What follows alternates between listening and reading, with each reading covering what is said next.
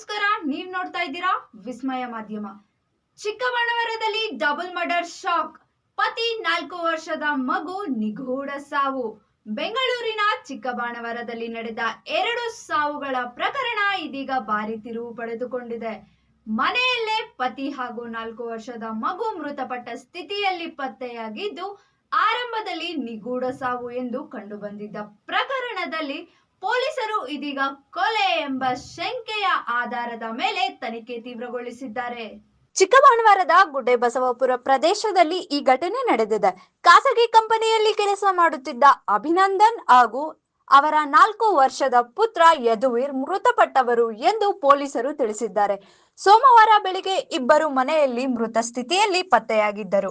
ಘಟನೆ ಬೆಳಕಿಗೆ ಬಂದ ಬಳಿಕ ಪೊಲೀಸರು ಸ್ಥಳಕ್ಕೆ ತೆರಳಿ ಪರಿಶೀಲನೆ ನಡೆಸಿದರು. ಇಬ್ಬರ ಸಾವಿನ ಪರಿಸ್ಥಿತಿ ಅನುಮಾನಾಸ್ಪದವಾಗಿರುವುದು ತನಿಖಾಧಿಕಾರಿಗಳ ಗಮನಕ್ಕೆ ಬಂದಿತ್ತು. ಪ್ರಕರಣವನ್ನು ಗಂಭೀರವಾಗಿ ತನಿಖೆ ನಡೆಸಲಾಗಿತ್ತು. ಈ ನಡುವೆ ಮೃತ ಅಭಿನಂದನ್ ಅವರ ಪತ್ನಿಯನ್ನು ಪೊಲೀಸರು ವಶಕ್ಕೆ ಪಡೆದು ವಿಚಾರಣೆ ನಡೆಸಿದ್ದಾರೆ. ಆಕೆಯ ಹೇಳಿಕೆಗಳು ಹಾಗೂ ಘಟನೆಯ ಸಂದರ್ಭಗಳ ಕುರಿತು ಪೊಲೀಸರು ಮಾಹಿತಿ ಕಲೆ ಹಾಕುತ್ತಿದ್ದಾರೆ. ಜೊತೆಗೆ ಆಕೆಯೊಂದಿಗೆ ಸಂಬಂಧ ಹೊಂದಿದ್ದಾನೆ ಎನ್ನಲಾದ ವ್ಯಕ್ತಿಯ ಪಾತ್ರದ ಬಗ್ಗೆಯೂ ತನಿಖೆ ನಡೆಯುತ್ತಿದೆ ಎಂದು ವರದಿಯಾಗಿದೆ. ಆದರೆ ಈ ಪ್ರಕರಣದಲ್ಲಿ ಹಲವು ಪ್ರಶ್ನೆಗಳು ಇನ್ನೂ ಉತ್ತರಕ್ಕಾಗಿ ಕಾಯುತ್ತಿವೆ. ಇಬ್ಬರ ಸಾವು ಹೇಗೆ ಸಂಭವಿಸಿತು? ಘಟನೆ ನಡೆದ ಸಮಯದಲ್ಲಿ ಮನೆಯಲ್ಲಿ ಯಾರು ಇದ್ದರು? ಪತಿ ಹಾಗೂ ಮಗನ ಸಾವಿನ ಹಿಂದೆ ನಿಜವಾಗಿಯೂ ಕೊಲೆಯ ಸಂಚು ಇತ್ತೇ? ಮತ್ತು ಪ್ರಕರಣದಲ್ಲಿ ಮತ್ತೊಬ್ಬ ವ್ಯಕ್ತಿಯ ಪಾತ್ರವೇನು?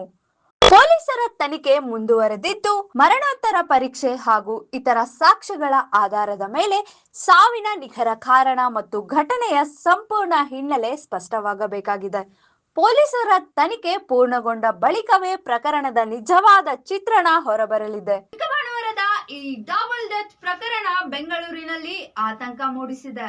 ಪತಿ ಮತ್ತು ಪುಟ್ಟ ಮಗನ ಸಾವಿನ ಹಿಂದಿನ ರಹಸ್ಯವೇನು ಎಂಬುದು ಇದೀಗ ಪೊಲೀಸರ ತನಿಖೆಯಿಂದ ಹೊರಬರಬೇಕಿದೆ.